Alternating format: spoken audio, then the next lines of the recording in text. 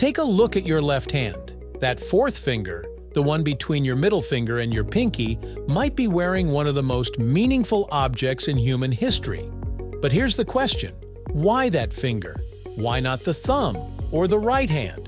Today we're uncovering the story behind wedding rings, why we wear them, why they're circular, and most importantly, why they traditionally sit on the left ring finger.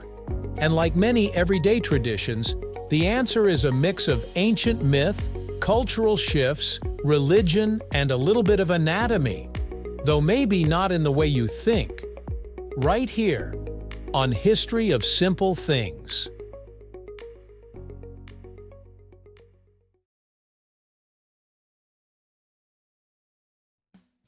One of the most popular explanations traces back to ancient Rome.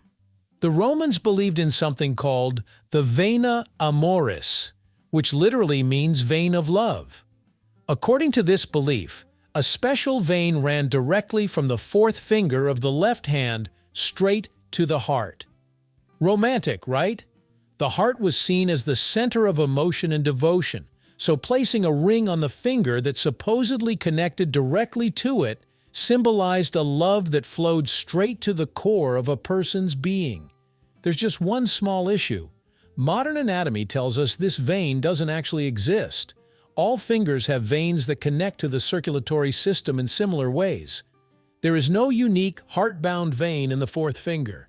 Still, the symbolism stuck. And sometimes, symbolism matters more than science when it comes to traditions. Before the Romans, ancient Egyptians were already exchanging rings as symbols of commitment. Archaeological evidence shows that Egyptians braided reeds and hemp into circular bands and wore them as tokens of eternal love. The circle itself was deeply symbolic. It had no beginning and no end, representing eternity. Some historians believe the Egyptians also associated the fourth finger with love and commitment, though clear documentation is limited. What we do know is that they valued the left side of the body symbolically and spiritually, which may have influenced later cultures. When the Romans conquered Egypt, they absorbed many Egyptian customs, including ring-giving traditions. Over time, Roman interpretations shaped what would become Western wedding customs. The tradition became more formalized during the rise of Christianity in Europe. By the Middle Ages, wedding ceremonies often included placing a ring on the bride's finger as part of the ritual. In some early Christian ceremonies, the priest would touch 3 fingers while reciting "In the name of the Father, the Son, and the Holy Spirit," and then place the ring on the fourth finger. Over time, that fourth finger became the permanent home for the wedding band. By the 16th and 17th centuries, wearing the ring on the left ring finger had become widely accepted in England and much of Western Europe. When European settlers brought their customs to the Americas, the tradition traveled with them. That's why in countries like the United States, Canada, the United Kingdom, and much of France and Italy, wedding rings are traditionally worn on the left hand. Here's where it gets interesting. Not all cultures follow the left-hand rule. In countries like Germany, Russia, Poland, Norway, and Greece, wedding rings are traditionally worn on the right hand. In some places, the engagement ring may be worn on the left hand before marriage and then moved to the right hand during the wedding ceremony. So clearly, there's nothing biologically necessary about the left hand. It's cultural. In many traditions, the right hand symbolizes strength, honor, and public commitment. So wearing the ring there reflects a visible declaration of marriage. This shows us something important. The meaning of the ring is universal, but the finger it sits on depends on cultural history rather than anatomy. Even in cultures that use the right hand, the ring still usually goes on the fourth finger. Why? Part of it is practical. The fourth finger tends to be less active and less dominant than the thumb or index finger. making it a convenient place to wear a ring daily without constant interference. It's less likely to be used for gripping or pointing, so the ring is less prone to damage. There's also an aesthetic factor.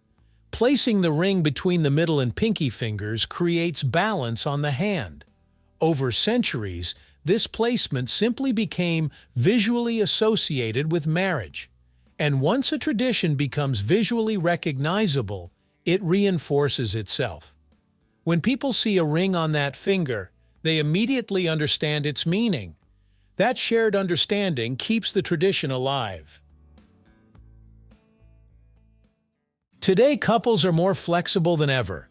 Some people wear wedding rings on necklaces, others choose tattoos instead of physical rings.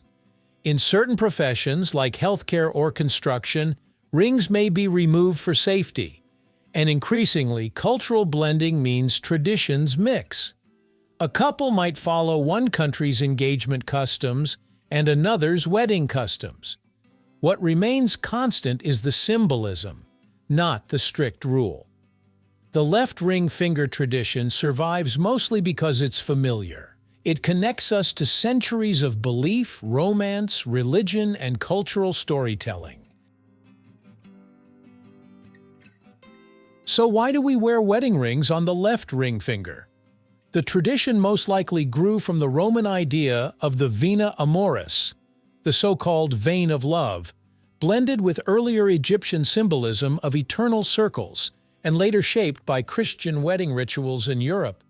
Over time, what began as belief and ceremony became habit, and habit became tradition. Anatomically, there's nothing unique about that finger, but culturally, it became the agreed-upon place where love is displayed, quietly but clearly. In the end, the left ring finger isn't special because of science, it's special because of story. That small circle of metal carries centuries of meaning, devotion, unity, permanence, and public promise. And maybe that's what makes it powerful. Every time a ring is placed on that finger, it connects two people not just to each other, but to thousands of years of shared human tradition, wrapped into one simple, unbroken band. Thank you for watching. If you have suggestions for our next video, feel free to share them in the comments below. We'll be sure to give you an acknowledgement for your contribution. Thank you for joining us on this journey through the history of simple things. Don't forget to like, subscribe, and stay tuned for more stories woven through the smallest details.